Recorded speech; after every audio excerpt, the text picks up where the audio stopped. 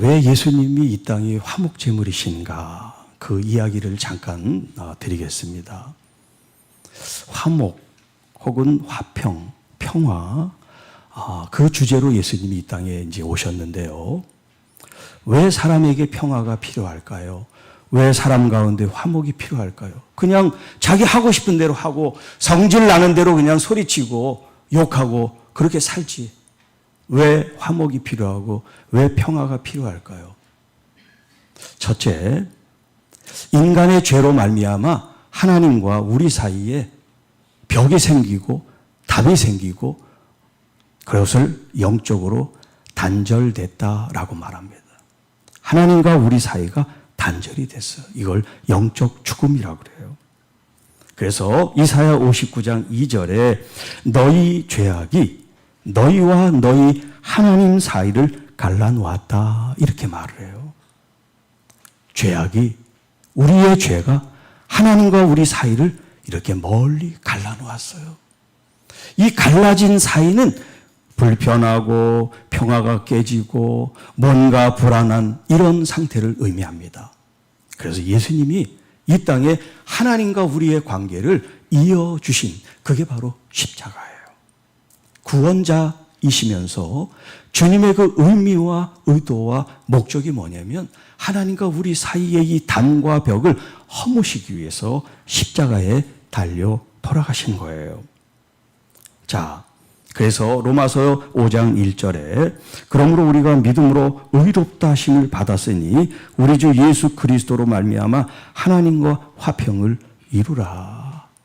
예수님의 십자가 그 보혈의 능력이 무슨 일을 했냐면 우리는 여전히 죄인이에요. 우리는 여전히 우리의 모습 그대로인데 예수님의 십자가 보혈이 하나님과 우리의 이 관계를 화평하게 만들어 놓으셨다는 거예요. 그러니까 우리는 그것을 믿음으로 취하면 돼요. 우리가 어떤 노력을 할 필요 없어요. 예수님의 십자가를 통하여 나는 이제 죄인으로가 아니라 의인으로서 하나님의 자녀로서 주님이 나를 받으셨음을 감사합니다. 그러면 돼요. 자, 이제 이 화목제물이란 말은 화목제, 제사. 제는 제사인데요. 제사에 이제 종류가 여럿이 있어요. 특별히 이제 구약에는 5개의 제사가 등장을 합니다. 뭐 여기서 이제 그걸 다 장황하게 설명을 할 수 없지만 간단하게 얘기하면 번제라는 게 있어요. 번제. 여러분 많이 들어보셨을 거예요. 구약에 번제가 많이 나오죠. 이 번제는 뭐냐면 태울 번자.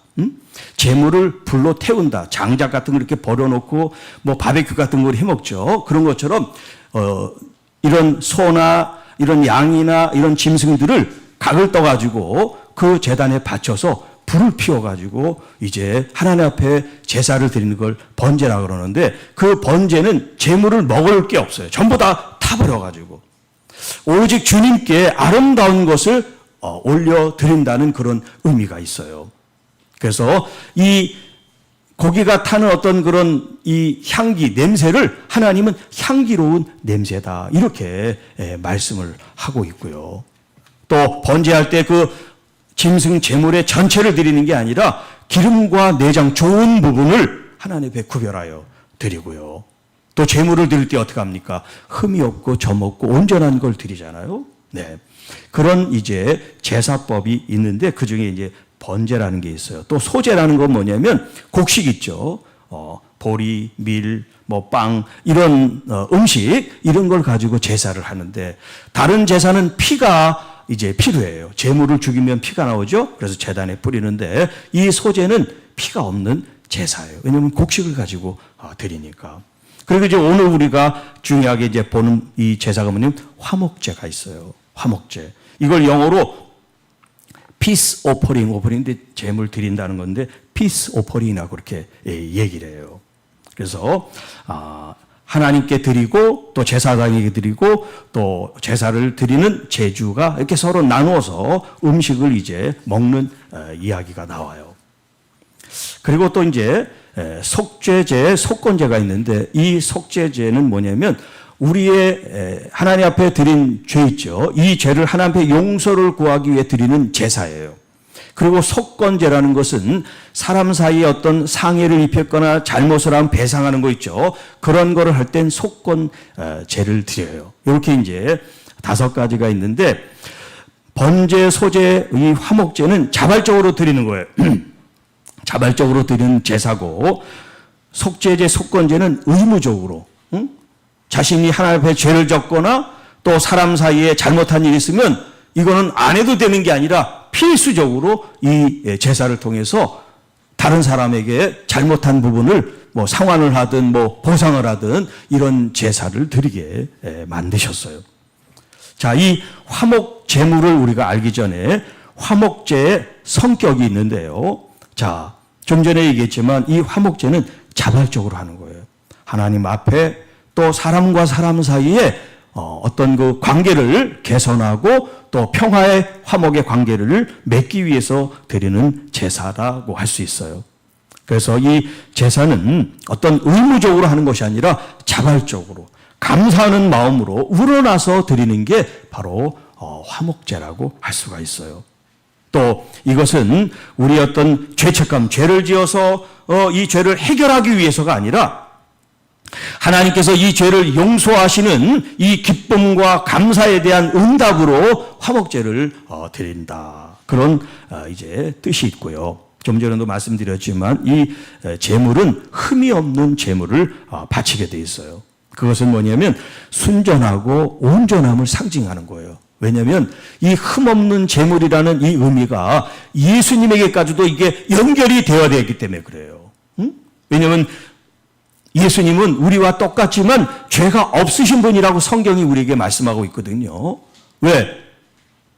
예수님은 깨끗하셔야 제물이 되고 죄가 없으셔야 우리 대신 죄를 담당하실 수 있기 때문에 그런 거예요. 자, 그리고 이제 이 제물을 하나님 앞에 바칠 때 먼저 죄인이 이 동물, 제물에게 안수를 해요. 안수를 하고 내 죄를 전가합니다. 이런 나의 죄를 이 짐승에게 전가합니다. 그렇게 이제 하도록 만드셨어요. 그래서 그 죄를 전가한 이후에 그 다음에 그 피를 이 제단 동서남북 사방에 뿌리게 돼요. 이것은 예수님이 자신을 십자가에서 희생한 피 흘리심을 상징해 주는 거예요. 또 아까도 얘기했지만 주님 앞에 드릴 때는 이 기름과 내장을 구별하여 하나님 앞에 드려요. 그리고 이제 좋은 고기를 제사장 레위인들이 먹게 하고 그리고 또 나머지 이제 고기 부분이 있으면 이 죄인인 제사를 드린 그 사람이 이렇게 나누어 먹게 돼 있어요.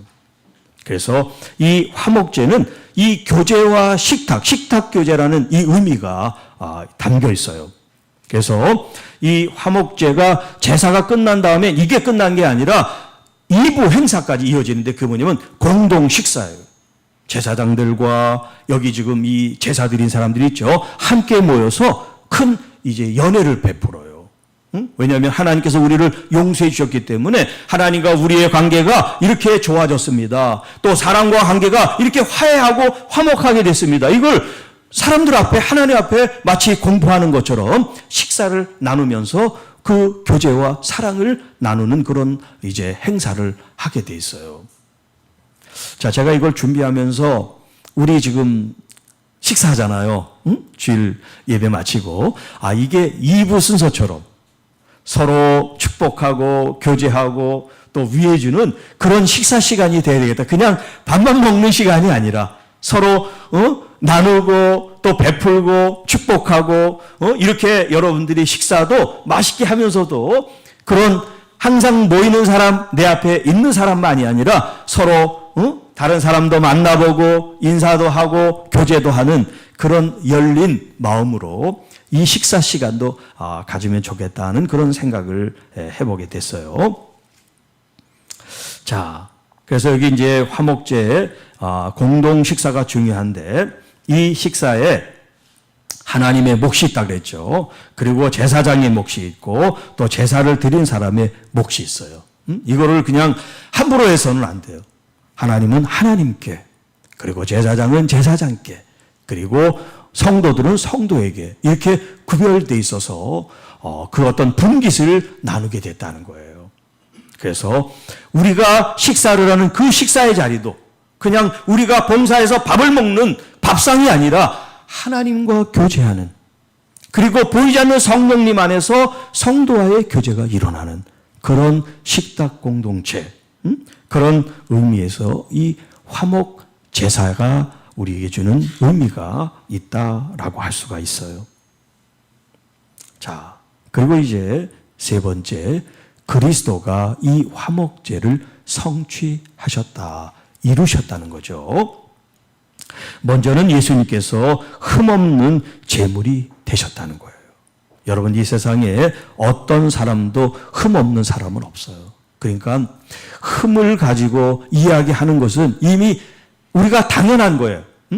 어떤 사람이든 다 흠이 있어요. 완결 무결한 사람은 없어요. 그렇다고 해서 흠 없는 걸 찾을 수도 없어요. 왜? 다 우리는 이런저런 면들이 부족하기 때문에. 그런데 예수 그리스도만은 어때요? 흠이 없으신 분이라는. 그야말로 완전하신 분이죠. 왜 주님은 완전하시느냐? 그분은 우리의 인성과 신성이 있지만 하나님의 신성을 통해서 그분은 온전해진 거예요. 만약에 인성만 가지면 완벽할 수가 없죠. 예수님, 너 사람이라면. 그러나 예수님은 사람인 동시에 하나님이시기 때문에 예수님은 흠이 없으셔야 돼요. 그래야 제물이 되시고 우리의 죄를 담당하시게 되기 때문에 그렇습니다. 자, 이렇게 흠이 없는 제물. 성경에 보면 베드로전서에 흠없고 점없는 어린 양 예수님을 묘사하고 있어요. 그래서 여러분, 제물을 드릴 때 이런 짐승을 집에 있는 거나 아무거나 가져가는 게 아니에요. 그 여러 짐승 중에서 다 살펴야 돼요. 머리부터 꼬리까지 또 다리 모든 부분들을 잘 살펴가지고 어디 다친 데가 없나, 어디 흠이 없나, 완전하고 튼실한 걸 하나님 앞에 드렸어요. 자, 그런데 성전에 와서 제사를 드리는 사람은 자기 집부터 그 짐승을 끌고 와야 되니까, 지금처럼 무슨 이동수단이 차나 이런 것들이 있어서 잘 오는 것도 아니고 그 길을 계속해서 걷고 하다 보면 이 짐승이 다칠 수도 있고 흠이 생길 수도 있잖아요. 그래서 어떤 일이 생겼냐면 성전 주변에 목장이 있어가지고 거기에서 이제 목축을 한 이 짐승을 가지고 돈을 주고 사서 제사를 드렸어요. 좀 간단해졌죠. 끌고 오지 않아도 되는데. 그런데 무슨 폐단이 생겼냐면 이 제사장, 레위인, 성전 관리인들, 이 사람들이 그만 무력, 돈에 눈이 어두워서 10만 원짜리를 20만 원에 붙이고 30만 원에 붙이고 부르는 게 값이처럼 돼버리고 다른 데서 갖고는 일체를 받질 않아. 이렇게 만들면 일반 서민들이, 성도들이, 주민들이 제사를 할 때 울며 겨자 먹는 식으로 그런 돈을 지불하고 제사를 드리니까 이 성전과 관계된 사람은 부를 축적하는 기득권이 되어버리는 거예요. 그래서 예수님이 성전을 뒤집어 엎은 거예요. 그 이유가 하나님의 집을, 기도하는 집을, 만민이 와서 하나님께 기도해야 될 이 집을 장사와 강도의 소굴로 만들었다라고 주님이 그들을 비난하신 거예요. 자,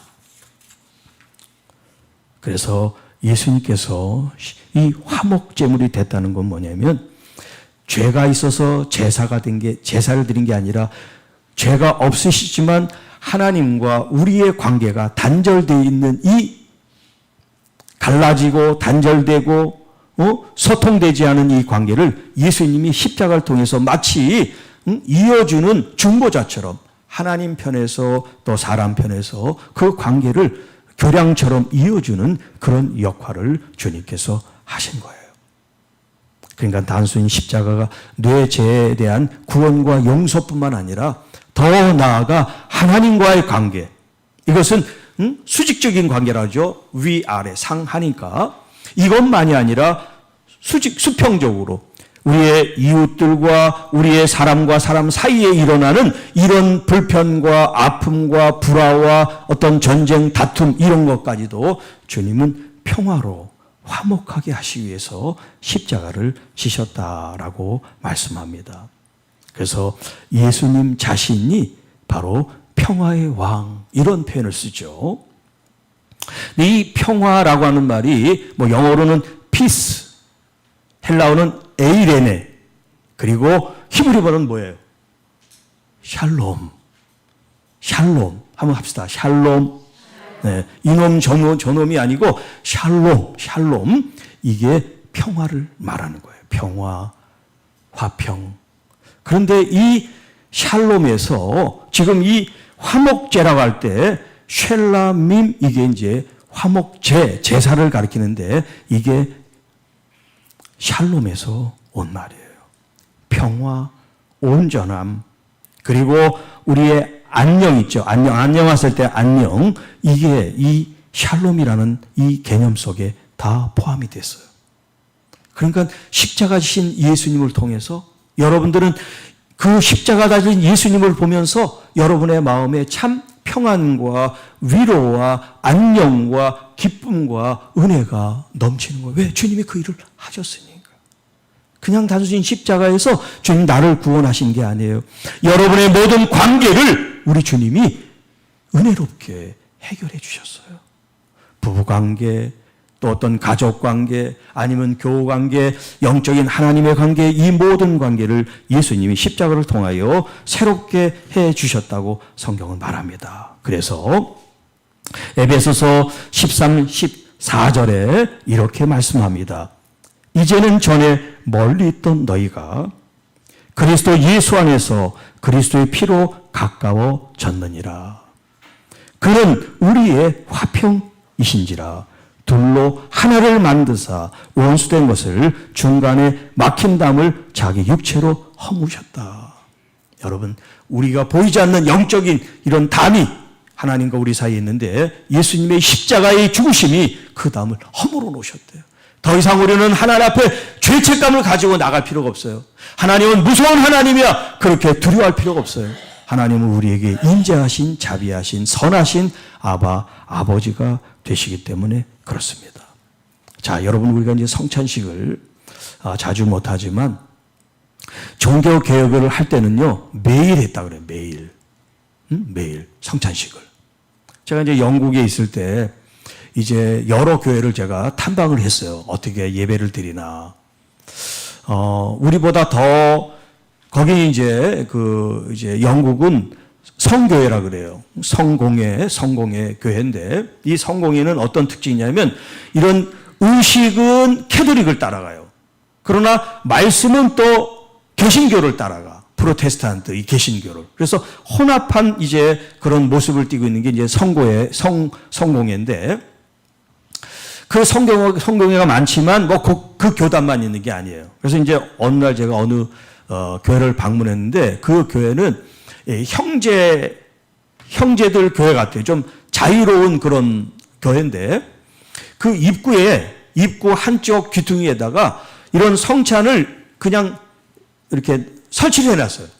그래서 사람들이 어떤 의식이 아니라 예배를 드리고 기도하고 뭐 이렇게 찬양하는 그런 시간인데 사람들이 자유롭게 왔다 갔다 하면서 그냥 개인적으로 그거를 먹고 또 포도주를 마시고 그렇게 묵상하고 또 돌아오고 그렇게 자유롭게 하는 그런 걸 봤어요. 우리는 이렇게 목회자나 또 신부나 누가 이렇게 떡을 떼고 분병을 하고 이렇게 질서 있게 하잖아요. 근데 거기는 그러지 않고 그냥 자기가 들어오면 그렇게 자유롭게 하는 그런 데도 있어요. 자, 중요한 건 뭐냐면 어떤 형식을 갖췄느냐가 중요한 게 아니고 어떤 의미에서 성찬을 하느냐. 그게 중요하거든요. 그렇기 때문에 이 성찬이 뭐냐면 우리의 이 화목을 위해서 주님 자신이 자신의 피와 몸을 아낌없이 우리에게 내어주셨잖아요. 그렇기 때문에 우리는 그 주님의 피와 살을 받으면서 어떻게 합니까?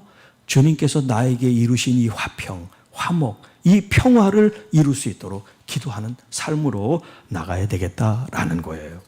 자, 좀 내용이 더 있지만 지금 시간이 없어서 여기서 마치고요. 지난주에 여러분에게 하지 못했던 이야기 몇 가지를 하고 정리를 하겠습니다. 자, 자, 지난 시간에 우리가 하지 못한 부분이 뭐냐면 예수님은 구원자신데 이 사실이 우리의 신앙적으로 어떤 교훈과 어떤 영적인 도움을 우리에게 주냐는 이런 주제예요. 굉장히 중요한 주제인데 여러분들에게 지금 프린트로 나눠줬으니까 여러분들이 그거를 이렇게 하나하나 이렇게 좀 되새김질하면서 여러분의 삶 속에 이렇게 적용을 했으면 좋겠어요. 제가 몇 가지만 한번 실제로 여러분에게 소개를 하겠어요. 자, 첫째, 은혜에 의지하는 삶이다. 구원은 구원의 결과가 아니라 하나님의 은혜로 주어진 선물입니다. 자, 이렇게 얘기를 할 때 주님이 나의 구원자로서 내가 어떤 애쓰고 힘써서 그것이 신앙적인 행위가 될지라도 다 하나님의 은혜였습니다. 또 은혜입니다. 앞으로도 주님 은혜를 힘입고 살겠습니다. 이런 마음으로 신앙생활을 하라는 거예요. 두 번째, 죄책감에서 자유로운 삶. 자, 우리는 날마다 죄를 짓죠. 그러나 이 죄가 크게 두 가지로 나눠서 예수 그리스도를 믿기 전에 우리의 모든 죄 있죠. 우리의 모든 죄를 예수 그리스도를 믿는 순간 주님이 우리를 다 용서해 주셨어요. 용서해 주셔서 우리가 그 회개를 통해서. 그런데 예수님을 믿은 이후에 우리가 또 잘못하는 게 있잖아요. 우리의 허물이 있죠. 예수님을 믿으면서 이런 것을 우리가 또 회개하고 용서를 받는데, 자, 예수님은 우리에게 죄책감을 주시는 분이 아니라 우리에게 자유를 선포하신단 말이에요. 그래서 정죄가 아니라 우리에게 자유를 주신 분이에요. 죄는 회개하면 되지 그걸 죄책감을 갖고 우리의 삶을 묶어두면 안 돼요. 세 번째, 구원받은 자의 삶의 변화에 대해서 얘기를 합니다. 자, 예수님을 믿으면 믿음 그 기점을 통해서 옛사람, 예수님을 믿기 전의 사람은 옛사람이라 그래요. 예수님을 믿은 이후의 사람은 새 사람이에요. 자, 한번 질문하겠습니다. 나는 새 사람이 됐습니다. 한번 손 들어보세요. 난 예수님을 믿기 때문에 새 사람이 됐습니다. 네, 여러분 다 새 사람이에요. 손을 들든 안 들든 여러분은 다 새 사람이야. 예수님을 믿으니까. 그건 여러분이 부인할 수가 없어요. 여러분이 어떻게 사느냐에 따라서 달라지는 게 아니에요. 이미 영적으로 구별이 돼 있어요. 중요한 건 뭐냐면 이미 하나님 안에서 그리스도 안에서 우리는 새 사람이 됐는데 내가 그거를 인정하지 않고 내가 그것을 받아들이지 않고 옛날 모습대로 사는 게 문제지 여러분은 영적으로 새 사람이 되는 거예요. 더 이상 죄책감을 갖지 않아도 된다는 말과 같은 거예요. 여러분이 어떻게 살았는지에 따라서 나는 옛사람이 지금도 옛사람이라고 그렇게 말하면 안 돼요. 여러분은 무조건 새 사람이에요. 다만 새 사람의 언어, 새 사람의 마음을 갖고 내가 사는 것, 그것이 중요하다는 거예요. 자, 이렇게 여러분 하나하나를 따지면서 여러분 삶에 적용해서 구원자 되시고 또 우리의 화목제물이 되신 우리 예수님을 통해서 여러분의 삶에 더 깊은 성화와 또 성장과 은혜와 기쁨이 넘치시기를 축복합니다. 주 하나님 아버지 감사합니다. 오늘 이 화목제물이 되신 주님, 우리의 구원자가 되신 주님, 우리의 왕과 주가 되신 주님을 마음속에 더 깊이 사모하고 또 내 마음속에 모시고 우리의 언어, 생각, 삶의 방향이 옛사람이 아니라 이제 새 사람으로서 달라지고 변화되고 더 하나님 나라와 교회와 또 이웃을 위하여 성화된 삶을 살 수 있는 우리 모두가 되게 하옵소서. 이 모든 말씀 우리를 구원해 주신 우리 구주 예수님의 이름으로 감사하며 축복하며 기도하옵나이다. 아멘.